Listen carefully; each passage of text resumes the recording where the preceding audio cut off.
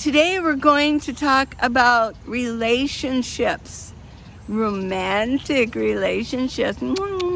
Yeah, as nomads, is it possible? Lori, shout out to Lori, Lori, she asked me to discuss nomads and she wanted my opinion. Well, I did some research, so I'm actually going to give some facts and some research, and then I also include my opinion on the whole subject. But I also want to talk about, friendships too, because a lot of this includes friendships. Sometimes they can be difficult too, to match up personalities. And if, somebody does something to irritate the other one and you thought it was going to be a good relationship. Yeah, so let's just talk about it all and let's just dive right in.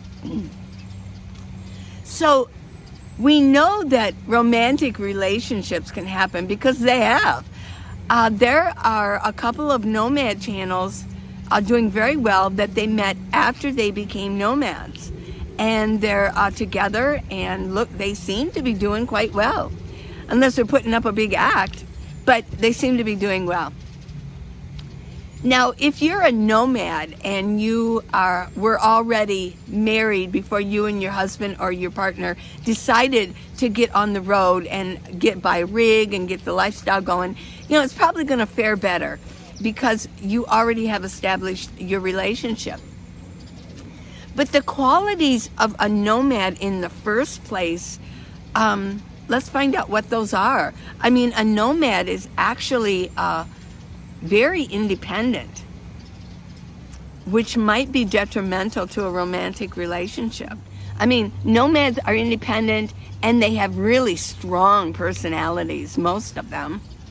I know I do, and the ones that I've met actually do too. I think that's one of the reasons they get into a lifestyle like this. They enjoy alone time. They're not afraid of being alone. And they're very unique.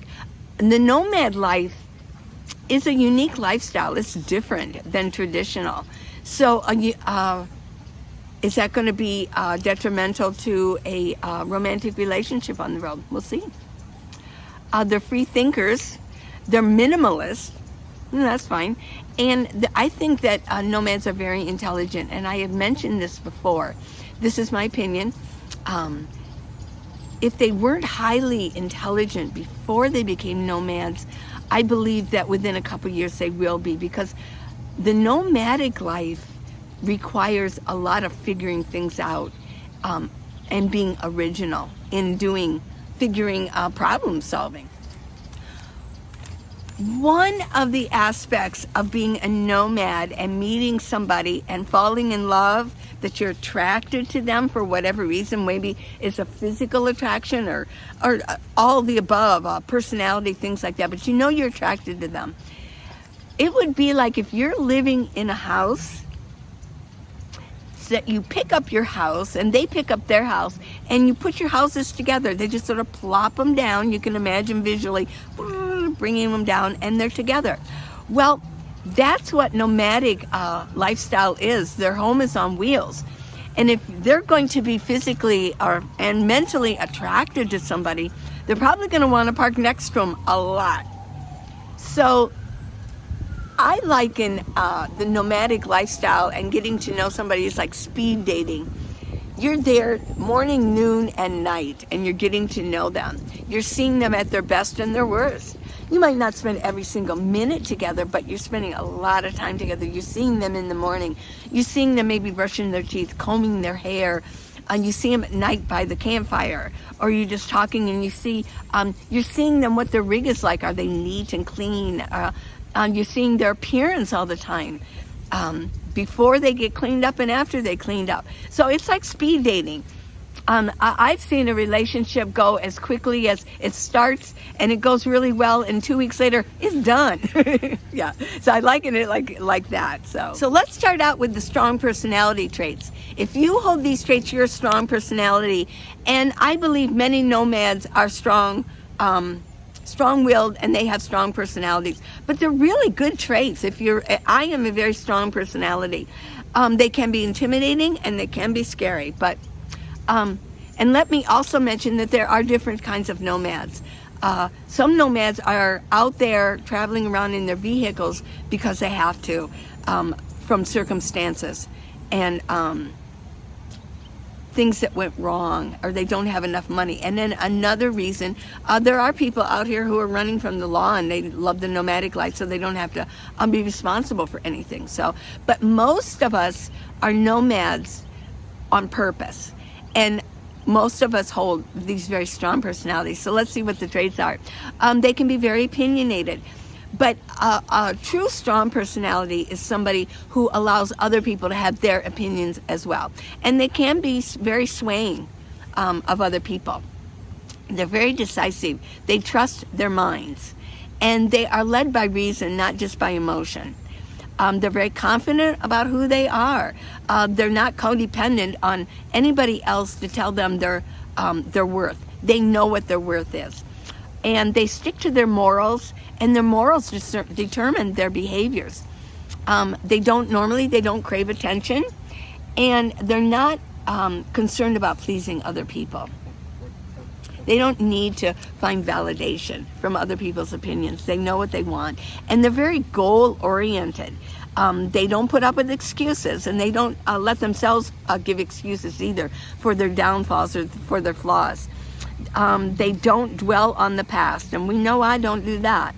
I'm always looking to the future. I don't want to drag that with me. I'm goal-oriented, and I want to go forward, and I don't want to make excuses. I just want to work towards it, work towards my goal. People stick to their word. They keep their promises. They don't need other people's approval, and they're not big on self-pity. For me, self-pity, putting yourself down and having self-pity, to me, is nothing more than a manipulation of other people. And I really don't put up with it. And another thing about strong-willed people is they really don't put up with a lot of BS. They're pretty truthful, and they got like this little BS meter that goes on. And if it goes on, it's like, whoa, let's get to the point here. And they're fearless. A duck. Oh, a duck's down here washing himself. It's so cute. These ducks are not afraid of people at all. They've been around people so much. Strong-willed people pick their friends very carefully. They're not concerned about having a high quantity of friends, but they like quality. They're very careful, and they pick them very carefully. And that is one of my traits also. I can meet somebody, and after I get to know them, and I feel that this isn't too good of a match, I pretty much let it go. And I like to have people around me that I sense has my best interest at heart. And if I have their best interest at heart, what a good match. That's a good match, yes. They can be moody at times. They do need time to recharge. If they're around a lot of people, they do like to go off by themselves and recharge. I thought it prudent to talk about the 5 stages of a relationship. I don't know how this holds. Got some fighter planes going over. Tucson has Davis-Monthan Air Force Base to the south of it, very close. It's in the Tucson city limits. Okay, stages of a relationship. And this is going to hold true for nomadic relationships too. The first one is the romantic stage. Your partner can do nothing wrong. You only see the good. It's very blinding. For an example, it's like, we both like tacos. Isn't that amazing? We love tacos. And then, of course, then comes the second stage, is the power struggle stage. And each stage can, they said, can last, a long time or not long at all. But the power struggle stage is when your eyes are open, you're no longer blind, and you think, wow, I did not know that person thought like that. What was I thinking? And the power struggle stage is the stage where most people break up, and they don't move on to the stability stage. And that's where you've decided that you've gotten through your bumps, and you still want to be with that person. They want to be with you, and you've accepted their flaws as well as their good points. The commitment stage. You don't need each other anymore, but you do still want each other. And then, of course, you got the bliss stage, and that's where you're just together, and you're happy to be together. And I read that at that stage is really when people should get married. But most people get married at the romantic stage. So, no, a lot of people just want to be alone. They're single, and they're happy that way. They don't need to be with somebody. And if that is you, because a lot of nomads, like I mentioned, they like to be alone. They're not afraid to be alone. They like themselves. They have no problem with just spending a lot of time by themselves. And so the traits of that would be they value their time. If you value your time, you know, you have the traits of somebody who likes to be alone. You're self-aware. People who like to be alone are very self-aware. That's a good thing. So in order to get into a relationship, you do have to kind of meet people. And you have to be the kind of person that is willing to meet other people. So I found these traits of somebody who people would like immediately. So these are things that you can do to get to know people and make them like you in a quicker fashion. Because like I mentioned, the nomadic lifestyle is like speed dating, you know, so you want to like, because think about it, a nomad will go onto BLM land. How long are they there? They're there for 14 days and then they move. So you kind of have, you're on a bit of a time limit getting to know some people. So here are some suggestions. So let's go. Play the name game. Learn their name and remember it when you meet somebody. They will like you immediately if you use their name at least once in a sentence within like 5 minutes of meeting them. It shows that you care and you took the time to know their name. I know a lot of people tell me, they go, well, I'm not bad at names. Well, you can be good at names. I mean, you're not stupid, are you? I mean, you know, I mean, you don't have dementia. If you have dementia, I get it. You know, if you're Alzheimer's, not to make fun of it. But come on, we know that they're not stupid. They're just not taking the time to learn their names. You can publicly compliment somebody on something. People will immediately like you if you do that because you're doing it publicly. It shows that you like people. You earn trust with warmth. You have a warm personality, which means you're happy and you're just you're genuine and you're sincere. There's where the warmth comes in. You're in a good mood. People want to be around people who are in a good mood. You make contact with laughing. You make eye contact. If there's something funny going on and you actually look, they found this to be true. To say, if you look at somebody and you make eye contact while you're laughing, that person will instantly like you. I don't know what it is, but it's true. And you listen intently and you ask questions. That's a biggie for me. If I can sense when somebody's listening or not listening, you can see the wheels turning, like they're already thinking of what they're going to say as soon as I was done talking. And if you don't ask questions, I met somebody that never asked me a question. He'd just go right into what he said. And it's like, yeah, it's hard to be a friend with somebody like that. But I think I did another video on that before. And they reveal some of their flaws. They're not afraid. I mean, they're not going to put themselves down. But they do reveal a flaw, and it's no big deal if they do. Maybe something small. And they will highlight shared values with you. That might be even as simple as we're both from Tennessee, and they'll highlight that. People will instantly like them if they do that. And they display a sense of humor. They laugh a lot.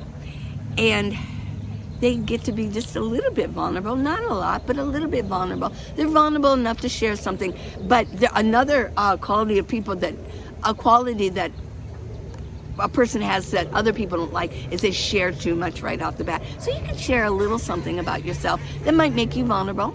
Now these are things to do that will make people dislike you. So you don't want to do these. Interrupt other people. Sometimes you do have to say, excuse me, because they're just controlling the whole conversation. But if you just like blurt in often to interrupt people, people don't like that. Humble bragging, name dropping, yeah, that's not good. Being too nice. People are suspicious of that if you're just too nice. Showing dislike for people's pets. I talked about this one other time. Showing dislike for people's pets because their pets are like their children. So, yeah. Not returning things that they borrowed. Letting others pay way too frequently for your things, for your dinners, things like that. I don't like that. I've had people like, oh, no, I'll buy you dinner. No, you've already bought me dinner. I'll buy you dinner this time, yeah. Or make sure if it's pretty even, I don't mind receiving gifts, but when it's a continual thing, I say, well, when the waitress comes, I go, we'll take separate checks, because I already suspect that they want to buy me dinner, again. It's like, no, separate checks, please. Emotional hijacking, they go overboard on their emotions. They might throw something. And here's another thing too, is if we all know what those lines are. If somebody crosses a line, and we know what those lines are, they're more apt to do it again. You want to stay away from people like that who cross the lines of human behavior. And here's one, I thought this was funny, was they said that people are distrustful of other people who have profile pics that are too close up. If you're too close up, because people have this bubble, this boundary around it. Well, now it's 6 feet. Before it was smaller, but now it's 6 feet. Who knows what they're going to make it later on, and the way things are going. But even profile pics, when they're too close up, people are more apt to, they don't even know them, but they're more apt to say, I don't really like that person. And they excessively share things on social media. They're on social media 24/7, sharing every little thing. And they frequently cancel their plans. There are all types of relationships that I have noticed since I've been a nomad and I've met people. There can be romantic, and I hear about them through the grapevine, that, oh, they're dating or they met somebody, and they maintain their own rigs. I don't know how they're still going, but they were very attracted to each other, and they started up a romantic relationship. There are also those relationships that do not involve so much romance. I think they're romantically inclined, but one or both of the partners in the relationship don't really want a sexual relationship. They don't want sex to be involved in it. They're older maybe, and it's just not their cup of tea anymore. But what they want is somebody who they know that they're traveling together with. They usually park next to each other. They're best friends. And it might be male, female, or it could be 2 females and 2 males. But they're romantic in their ideas, but they don't want to actually have the physical sexual contact with each other. I mean, it could include holding hands, maybe a little peck on the mouth or something like that. But what I think the main goal of their relationship is that they know that somebody cares about them. And they might be more elderly, where they know that if something happens, they'll have somebody there that will be alerted that they're in trouble. So, I mean, and I did meet a couple with those qualities. And they always parked next to each other. They were together at all times. How truthful that relationship was, but they were always together, and everybody kind of knew about them.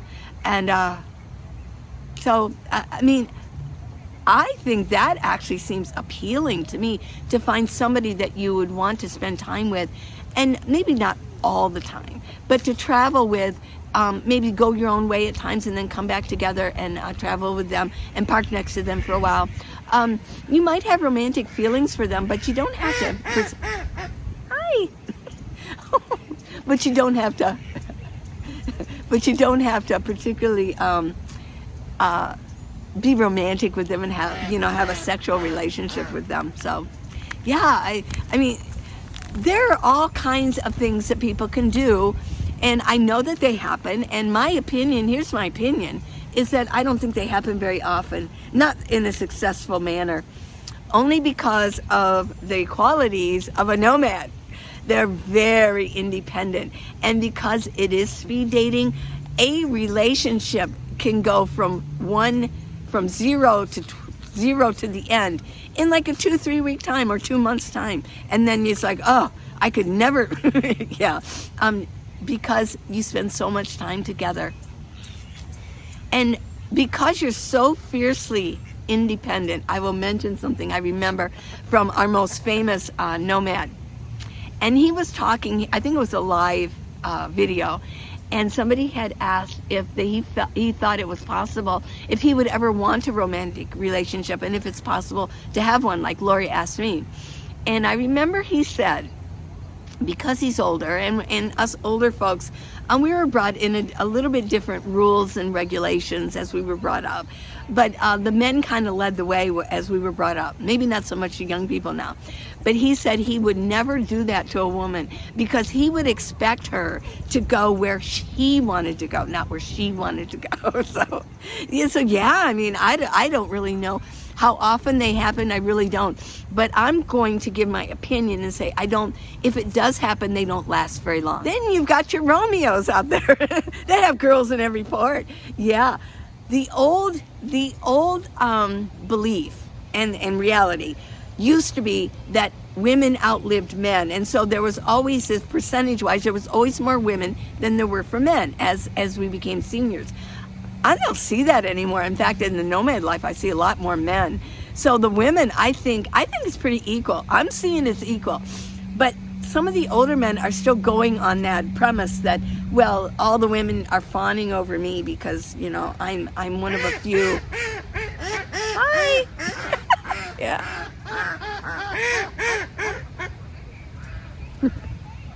I love these ducks. So, but I've met a couple that have they're like Romeos. Now here are some early signs that the relationship won't last. I mean, you've met somebody, hey, you know, and you're both attracted to each other. But these are signs. You're guided primarily by lust and passion. It's not going to last because it's only going to be in the early romantic stage. And once it gets to the reality stage, it's going to, you know, and then everybody's just going to get hurt. Another one too is you feel like you can't be your genuine self. I mean, if you can't be who you are, you should be able to be who you want to be. But if you sense that they're not going to like you if you are really who you really are, yeah, get out. Because if it was a genuine relationship, you would feel that you could. Your partner's not very responsive to your needs. And you don't like their friends, birds of a feather. You don't like their friends. You're probably not going to like them in the long haul. All of their interests then become all of your interests become their interests. I mean, it's better to keep your own interests. Maybe you could get some other interests together. But if that happens, that's kind of creepy, don't you think? I think that's a creepy situation. Another too is like for friendships also. If that person is just almost, you sense that they're trying to be you. They buy the same things you get. They do everything exactly the same. That gives me a little bit of a creep factor. Yeah, you might want to end that friendship or end that relationship. There's just planes flying everywhere today. Your partner doesn't value your opinion. That's bad. And you can't deal with their faults and they can't deal with yours. Yeah. You argue all the time. Yikes, that's not good. And you have a lack of trust. Trust is an issue for me. Oh yeah. If I can't trust somebody, that's friends, possible romantic partner, something like that. No, it's got to go because trust is an important issue. How could you ever be friends with somebody you can't trust? And that also goes with like keeping secrets from you, telling somebody else to keep a secret from you, and if it involves you, or I know that sounds really cryptic, but yeah, it did happen. And like, nah, it's not my cup of tea. Yeah, because I want to be genuine with somebody. I want them to be genuine with me. Also, might be bad timing, and there just might be too much of a big difference. Might be difference of age. It might be a difference of political, religious beliefs. Yeah, and if you're just an option, like they got somebody over here and they got somebody over here and somebody over here, you're just an option for the moment, but they're going to go to their other options as soon as you're out of sight. Or even insight. Yeah. Now I want to talk about behaviors that can destroy a relation once it gets going, and then I want to end it on a positive note. Things to to help flourish a relationship if you're in one. One mistake that you can make in a relationship is you don't take care of your appearance. That's a biggie, especially as a nomad. And I know some of us, some of you say, well, I'm a nomad, I'm living out in the wild. Well, I mean, you can trim your beard, and gals, you can do your hair a little bit nicer. You don't have to put makeup on, but you can stay clean. It's cleanliness. I think the clothes and the cleanliness, combing your hair every once in a while, things like that. Now, if it's a look that you both enjoy, who cares? But for me, I do like a good appearance, of people, even as a nomad. You cannot, I don't want somebody who would be financially irresponsible. You sense that they're just, that's self-explanatory, and they focus only on their finances. Now, if you've decided as two nomads to buy a rig that's bigger and you're going to live in it together, that might be so. But I think if you're living in your own rig and you're keeping your separate homes on wheels, focus on your own finances. Let them focus on theirs. So that's kind of a misnomer for nomads. Creating a codependent relationship, that's a good way to end it. You need validation from your partner to feel good about yourself. Nah, that's creepy. Acting like you're single, and I talked about that. If you're in a relationship and you're acting like you're single, that's not good. You're being oversensitive or insecure. That's a manipulation in my book. Showing lack of affection. That's even for friendship. If you're not saying, oh, I love you as a friend or something, you can show that to even a friend, a little bit of affection towards your friend. Lack of attention. You're not giving them any attention whatsoever. And you're being dishonest. That's the huge one for me, being dishonest. If I catch you in being dishonest, it's over. It just is, because how could you ever be friends with somebody like that? I had a commenter, she said, she goes, I have a friend, I talked about this in one video, and I said, she said, I have a friend who lies all the time. I replied, how could you be friends with somebody like that?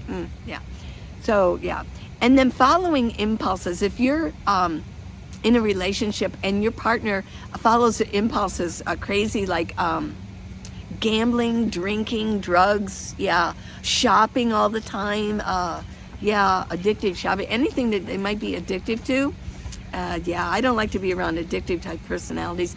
They're okay for friends or acquaintances, but to actually have a close friendship with somebody like that, or in a romantic, semi-romantic, that just wouldn't go over. And then another one too is refusing to say you're sorry if you're wrong. Now let's talk about habits to build a relationship. You found somebody that you want to, if you're in a relationship and you want to really build that relationship, you're really happy with it, there's different things that you can do to really build it up. And one would be free and open communication. You're communicating freely with each other. And you cultivate shared interests. Keep your own interests, but cultivate an interest that you both can share together. That is really going to make you closer. I did read something that said, when two people cook together, they make dinner together, they get really close. Isn't that funny? And this is from the COVID world, when people, they found that out when people cook together. So this is kind of a new thing. You keep in touch throughout the day, whether it's a text to say, oh, hi, thinking about you, things like that. Paying attention to the small stuff. The small things that they like, or the small things that you do that that might irritate them or something like that. Or pay attention to the small stuff, because the small stuff does matter. And speaking the other person's love language. Everybody has a love language.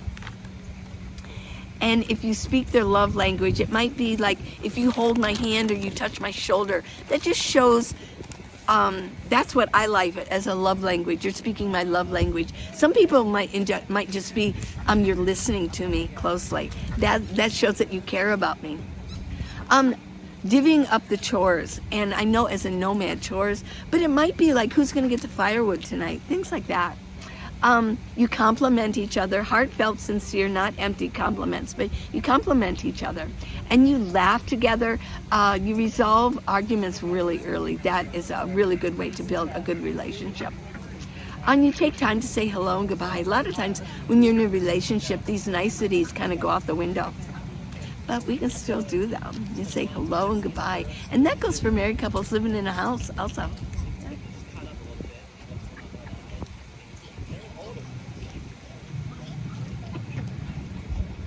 And you also say those 3 little words. We know what they are. And you do things because, not just because it's your birthday, but you do things because you just want to make them feel special. You give affection freely. And another one too is kind of weird for Nomad. You go to bed at the same time. Sometimes you don't have to go to bed if you're in a really romantic relationship, or you're living in the same rig, or you're living in a house. Doesn't mean you have to go to sleep together, but if you go to bed at the same time, you might be, lay there and talk and things like that. So, okay, those are some little tips on relationships. I know that there might be a lot of information there, and I don't want to overwhelm you with a whole bunch of things. As far as my opinion goes, I think it might be a little difficult for nomads to have long-lasting romantic relationships. Does it mean it doesn't happen? Heck no, we know it does. And it could happen to you. You can meet somebody and you just, you guys are in love and it's a good match. It's a very good match. But I think as a percentage-wise, I think because of the circumstances of being a nomad and the qualities of a nomad and the strong personalities that nomads usually have, it would take somebody really special, and it would be rare, and it would, but with God, all things are possible. So if you're looking for a romantic relationship and you're a nomad, it can happen. Follow those guidelines of getting to know somebody and helping other people get close to you more quickly. Showing signs that you're a quality person to have a relationship with, and get rid of any of those other signs that are going to destroy relationships. I just watched, oh my gosh, I just watched a guy watch his dog. He watched his dog poop and then walked away from it. Yeah, just goes on. It's sad. Now he's a big dog too. And I'm not going to say anything to him because people are getting nasty. He might, oh yeah, yeah. I'll remember where I see it and I'll walk around it. So there you have it. Please subscribe and give me a thumbs up. Yeah. And thanks for watching it all the way through. We got 2021 coming up. That's going to be really great. I love you guys. I hope you have a really good day. And I hope if you want a relationship, I hope you find one.